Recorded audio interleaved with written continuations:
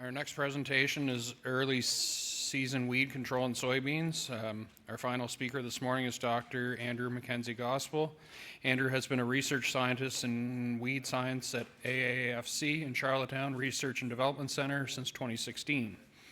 Andrew obtained his Bachelor of Science in Ecology from Trent University and his PhD in Weed Science from the University of Guelph. Andrew's work focuses on development of novel weed management tactics and uses integration of cover crops and weed management and weed ecology for cropping systems in Atlantic Canada. Andrew is here this morning to talk about various options for early season weed control in soybeans.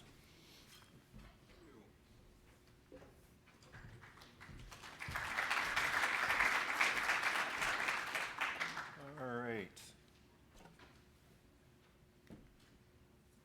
Okay, so yeah, I just want to go over a couple of options and just some information around weed management in soybeans.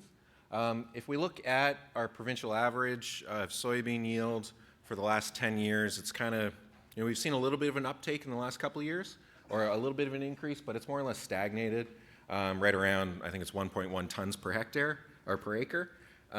And I think we can do a lot to push that up a little bit and kind of approach some of the other regions in Canada and Eastern Canada in terms of soybean yield through a little bit better weed control. So what we're going to talk about today, first, just want to emphasize that early season weed control has lasting impacts on crop development and crop yield. So early emerging weeds have a greater impact on yield than later emerging weeds. Weeds often are more efficient at acquiring our resources than crops and can result in our crops being less efficient at acquiring their own resources. We're going to talk about some chemical weed control options. Obviously, that's the foundation of most people's weed management in soybean. And then we're just going to quickly touch on a couple of cultural practices that can be used as part of an integrated weed management plan. All right, so first, just in terms of weed competition across the main crops in Atlantic Canada, uncontrolled weed competition can cost producers upwards of $300 million in lost yield potential annually. So it's across our main crops. We've got grain, corn, soybean, potato, wheat. There's a farm gate value for Atlantic Canada. And we got potential yield losses. This is not how much we lose to yield, but this is how much we could potentially use to yield in each one of these crops if we didn't control our weeds. So grain, corn, obviously quite sensitive to weed competition, up to 50% yield loss. Soybean, which we'll be talking about a little bit better, 35%. Potato, 44%. Wheat, around 20%. And so you can see here the potential farm gate losses. If you just take farm gate value times those potential losses, you can see upwards, if you add all that up, obviously most of it's in potato, but here if we look at almost $15 million in soybean, most of our soybean are grown here in Prince Edward Island, at least in Atlantic Canada, so that's potentially $15 million lost in yield potential to this province. So as I mentioned, uncontrolled weeds can result in upwards of 35% yield loss. Soybeans are highly plastic and can overcome a lot of weed competition. So this is soybean right before we would normally probably apply a post-emergent glyphosate application. And a lot of the time they can recover from something like this and result in okay yield, but there is still an impact there. The other thing is, even though soybeans can recover some of that yield potential, delaying our weed control not only does result in reduced yield, but it also increases the difficulty in controlling weeds. Smaller weeds are easier to control than bigger weeds. They require less product overall. So smaller weeds earlier in the season, always easier to control than bigger weeds. So it's really emphasized that start clean, stay clean. So you want your soybeans to emerge out into a weed-free environment, and especially for that, what we call the critical period, to have no weed competition. That's really when a lot of that yield potential is set, really early in the season. In soybean, it's from about emergence right around till V3 or R1. So as we delay weed control, we get progressively greater yield losses. So here I've just created a little scenario around 250 acres of soybeans. I realized I checked the price of soybean. This is the price last August. I think it's less than $100 or more than $100 less than that per ton. But for all the scenarios here, we're dealing with $600 a ton. And it said there the 10-year provincial average is 1.1 tons per acre. So if we control our weeds prior to emergence, so those soybeans are emerging into a weed-free environment, we have no yield lost, no lost farm value, and yeah, overall we're not getting any negative impact of weeds on yield there. But if we delay our weed control out by 9 days, 15 days, 30 days, you can see our yield losses accelerate from 0.03 tons all the way up to 0.11 tons.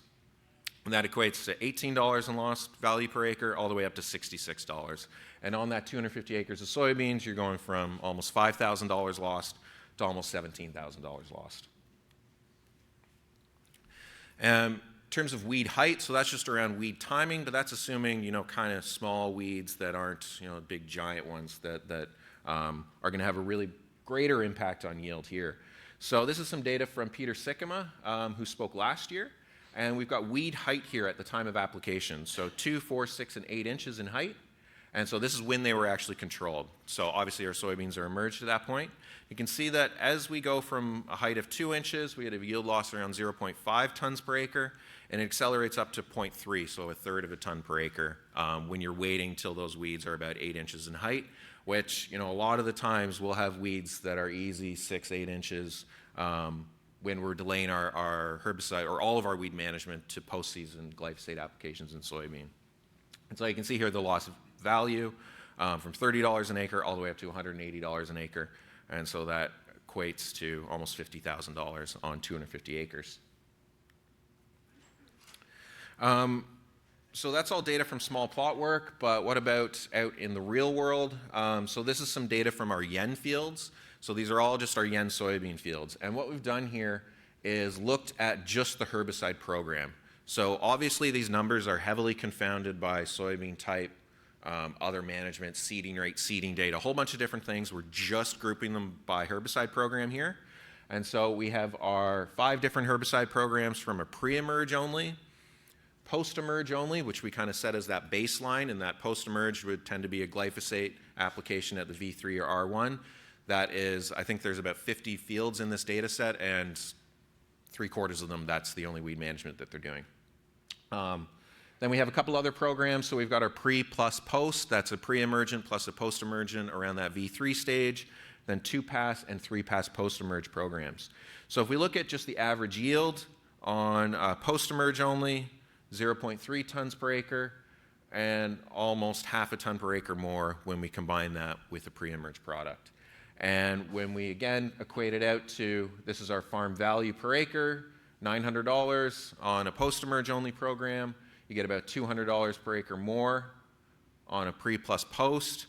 And then when we look at the overall farm value on 250 acres, an increase of $50,000 over a post-emerge only.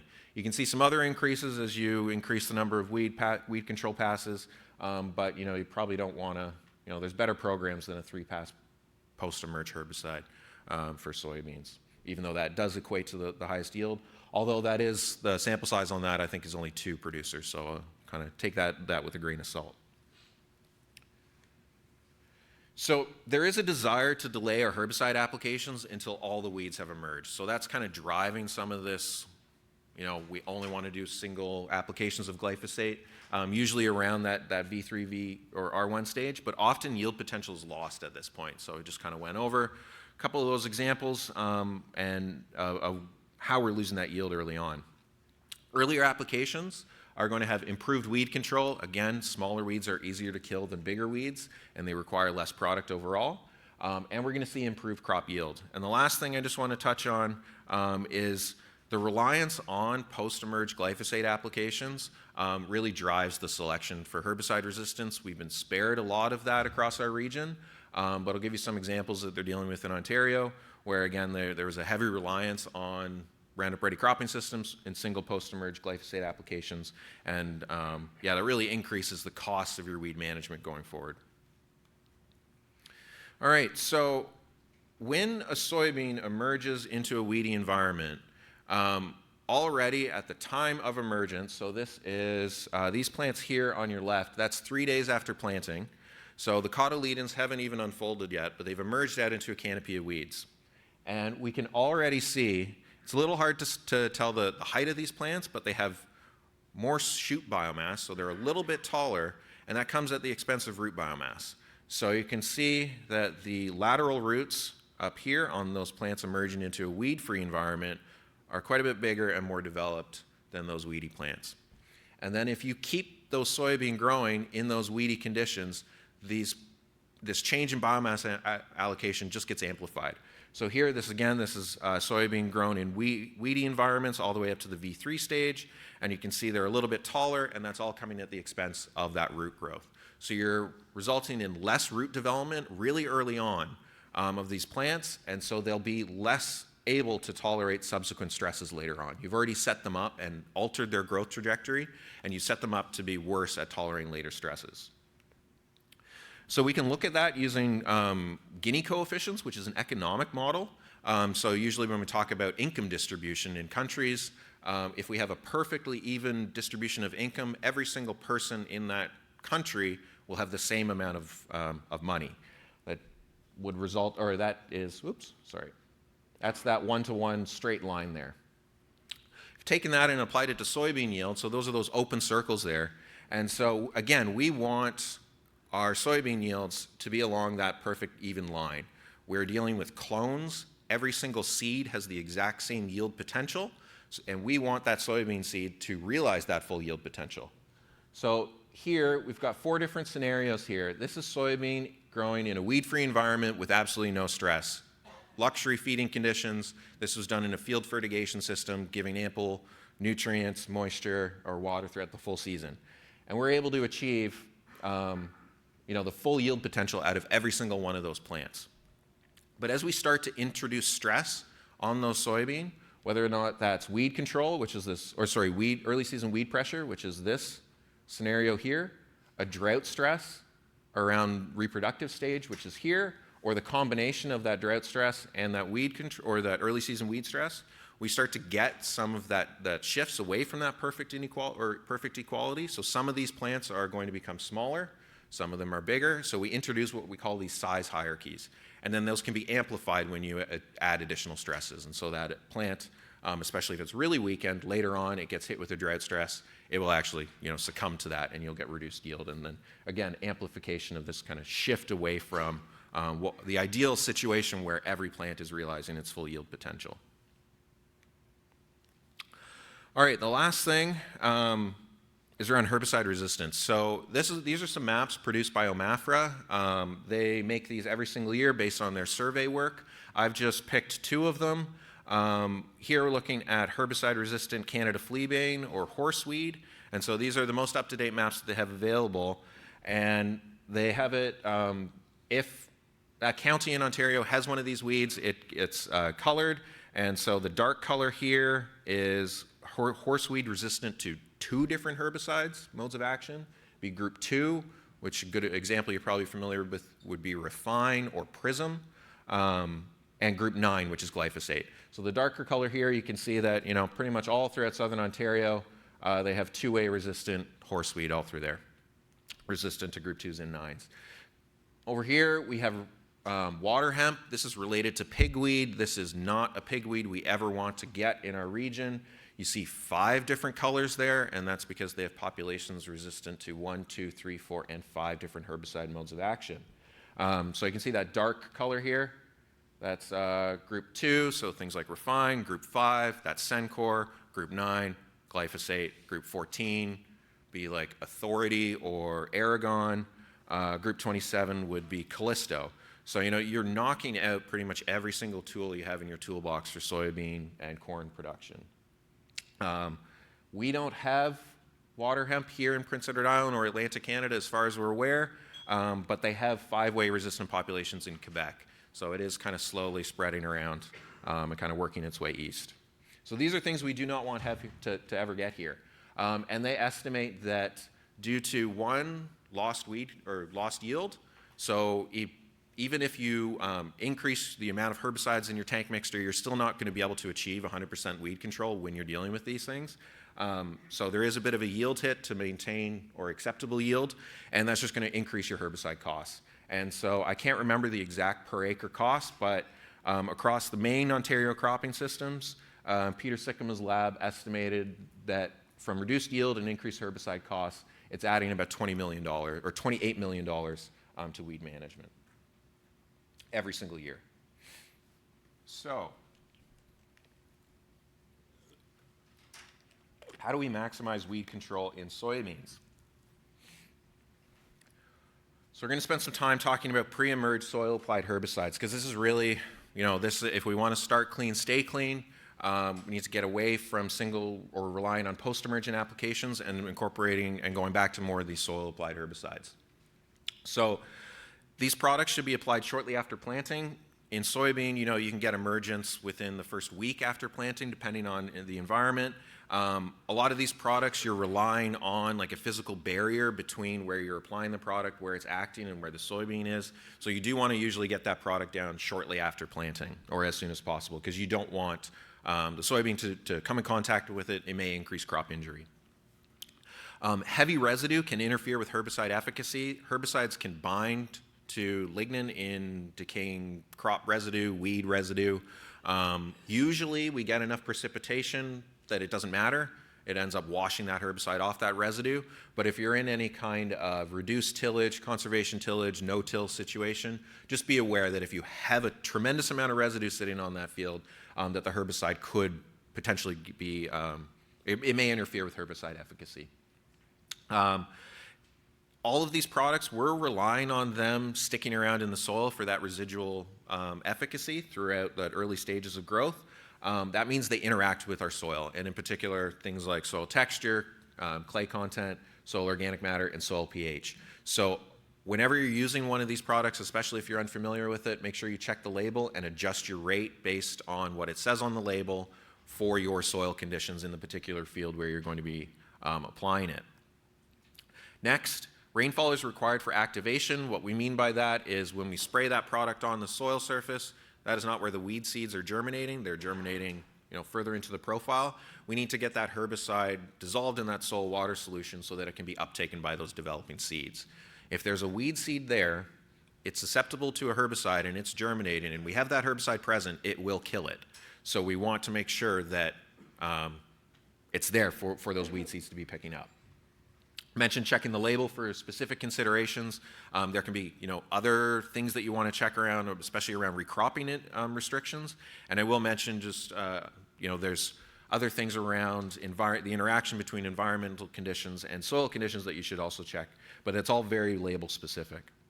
And we are going to talk a little bit about herbicide carryover and recropping as we go.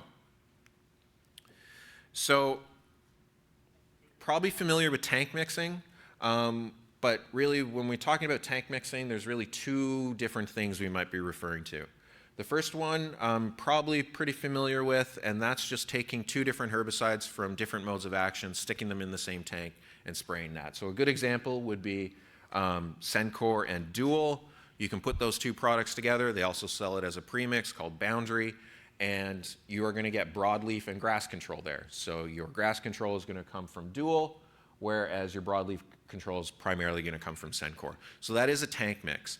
But we could also, when we're talking about tank mixing for herbicide resistance management, we want to be having multiple modes of action that are effective on multiple different species. So if we look here, this other tank mix, Fierce, which is a pre-formulated mix of a group 14 and 15, and then we add in a group 2, First Rate, we have multiple products in there that are effective on pigweed. So if we have red root pigweed that's resistant to group 2, we have that group 14 in there that hopefully is going to have activity on it and will help control it. So when we talk about herbicide resistance increasing the cost and the complexity of weed management, this is what we're talking about. It's to achieve the same level of weed control, you need to throw multiple different modes of action into your tank because one of them is going to fail or potentially fail on a particular weed species. All right, so just this past year, we did a little bit of screening work just at Harrington to evaluate some of these soil-applied herbicides on soybean and their effectiveness on some of our weed species here.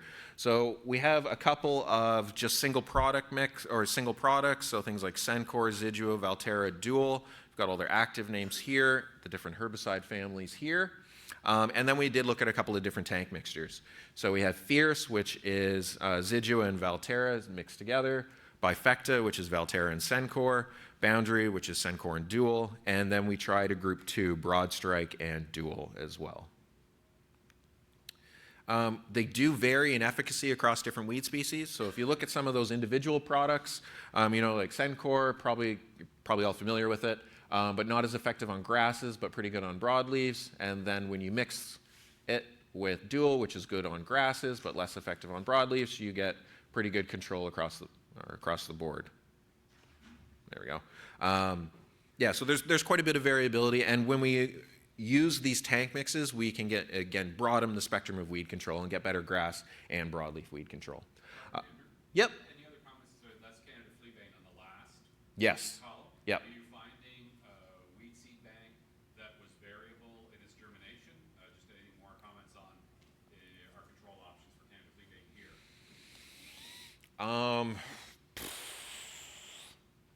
Late germination?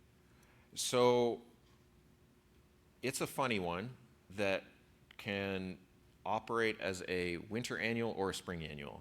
And so, yeah, I think the most of them that I encounter would probably be, I don't know, I don't really see too many in the fall. Yeah, it's not too, like, I see it in the countryside, but it's not really necessarily on my radar at this point. Yeah. So you're looking for control options, or? Just any comments amongst our herbicide choices to continue to get to a control with it? Well, there's a couple options on here listed. So, but Any failure points? And the failure points just the chemistry, or how when the plant was germinating? I wouldn't be able to necessarily say. I mean, that's going to be pretty kind of unique on the. So I mean, I've seen horseweed in fields. The thing about horseweed is that the seed is airborne, and so even if we practice decent management, that seed can travel. And so we know we have resistant horseweed in Quebec, and so that would be where my concern would be, is more of it kind of wind dispersal of that resistant seed. But yeah, I don't know. I haven't had many people talking about it, or it hasn't crossed my radar.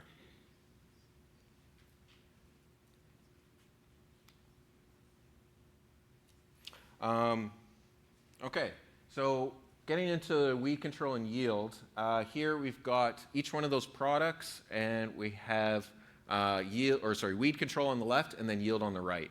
And so we have them when they were sprayed alone, that's in this orange color, and when we followed it up with an in-season glyphosate application, it's in blue.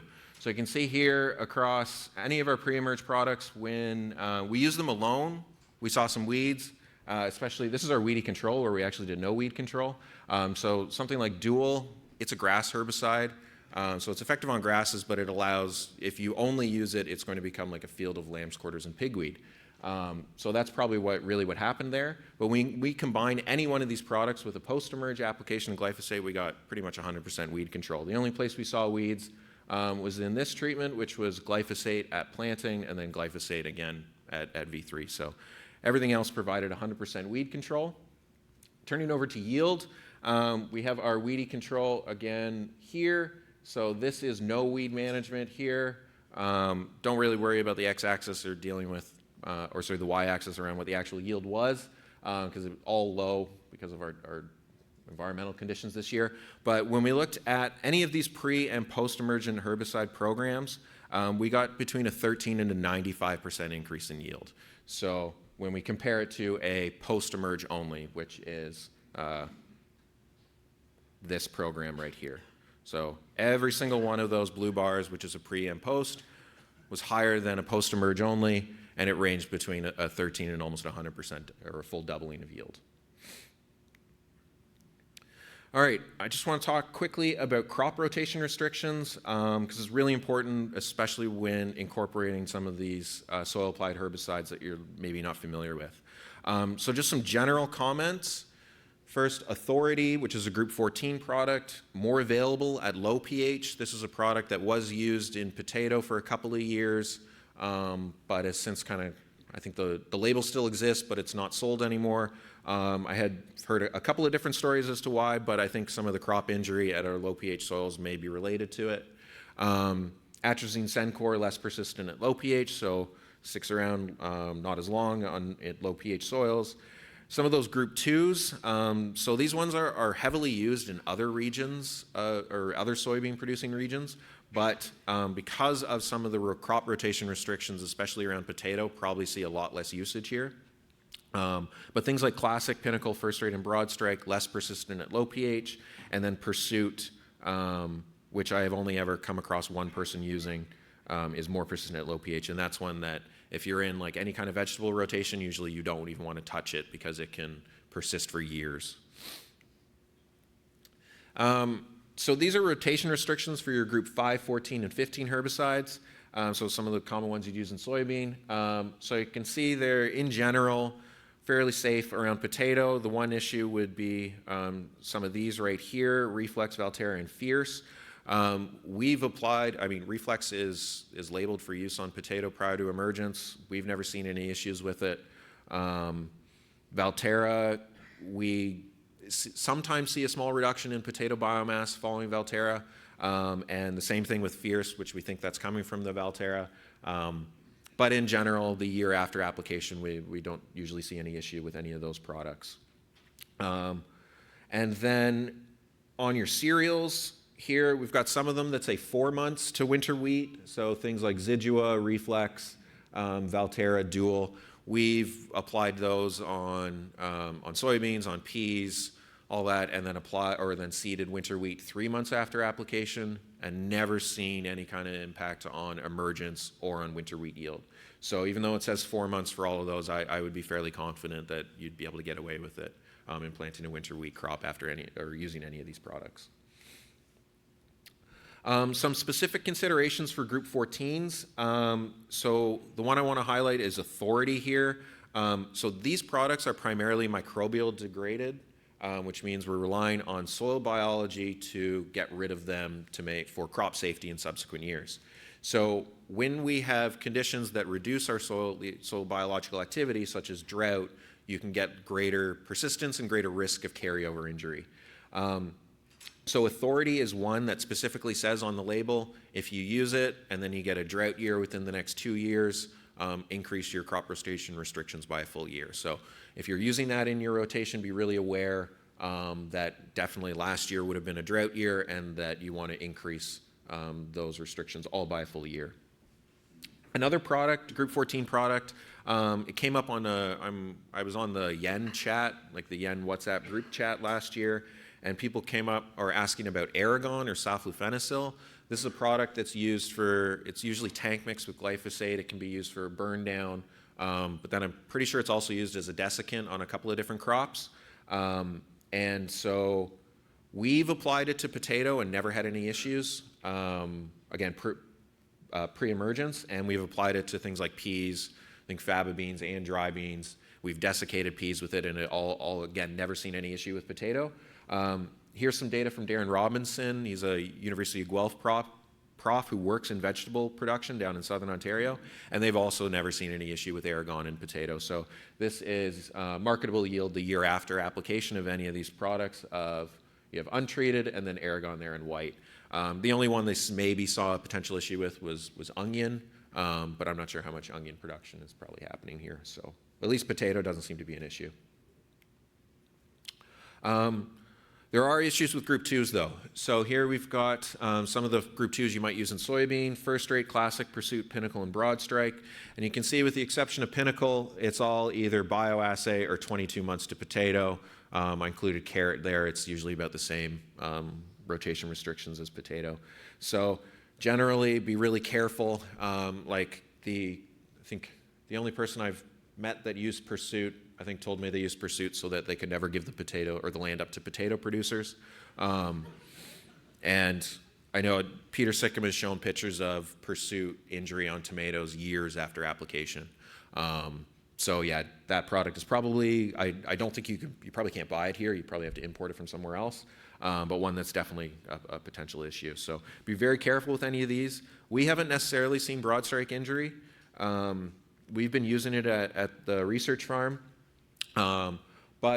So this field at the bottom here, this is corn. It was treated with broad strike and dual.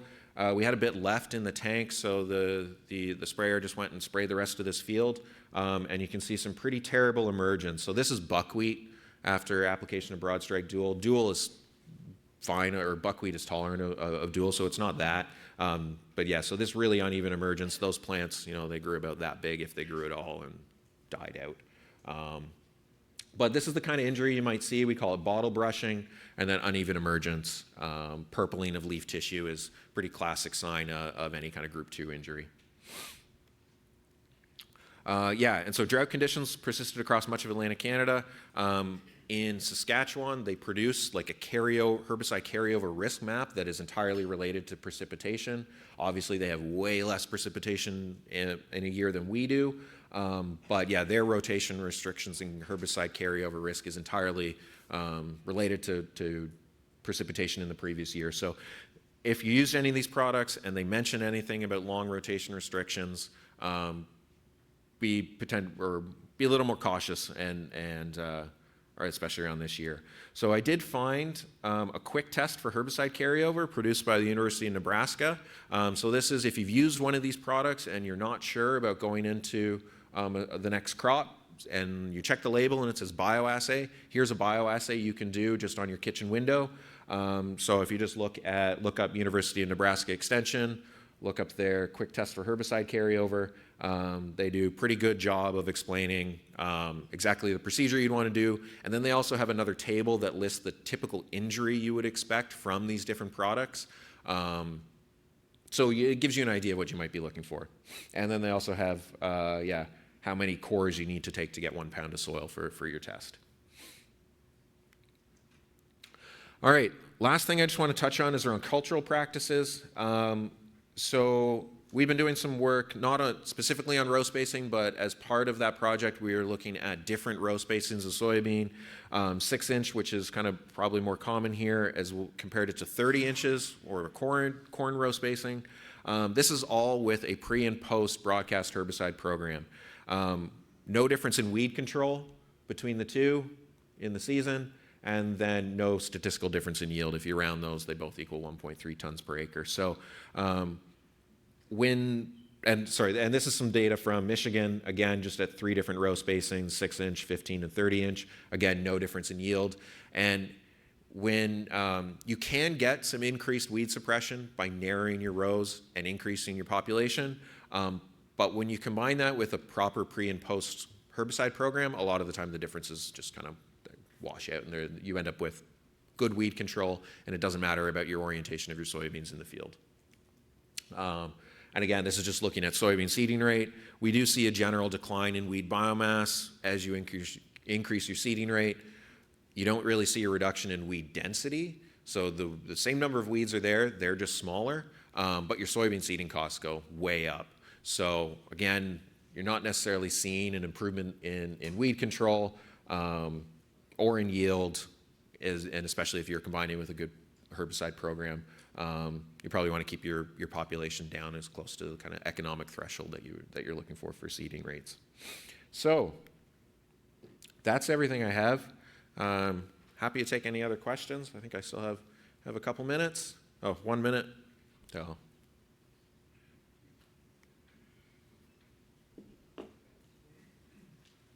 All right, thank you. Oh, yep. Any comments on weed control in winter cereals or spring cereals? Yeah. So winter wheat, we get the best weed control in winter wheat when we do just good seedbed prep and get winter wheat out as quick as possible. We generally don't need to use any herbicides.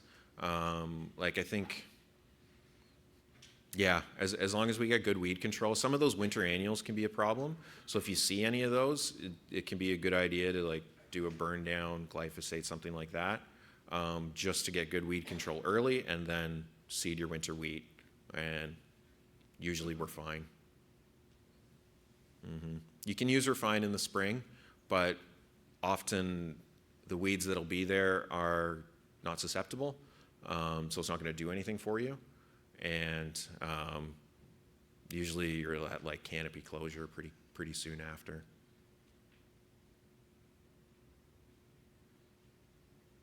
Yep. Andrew, talk about fusarium or something like fusarium in winter wheat versus spring wheat. Is that something you're prepared today? No, I don't work in a fusarium. No. Just weeds? Yeah, I'm just a weeds guy. So I can tell you that your weeds have fusarium, and we find pathogenic fusarium on things like foxtails. We find it on lamb's quarters. All your weeds are harboring a lot of these pathogens. Most of the time, they have absolutely no symptomology, though. So yeah, you can find fusarium oxysporum on all of these things, and they're just, yeah, all other sources of inoculum for your crop. So just an added reason why you want to control them.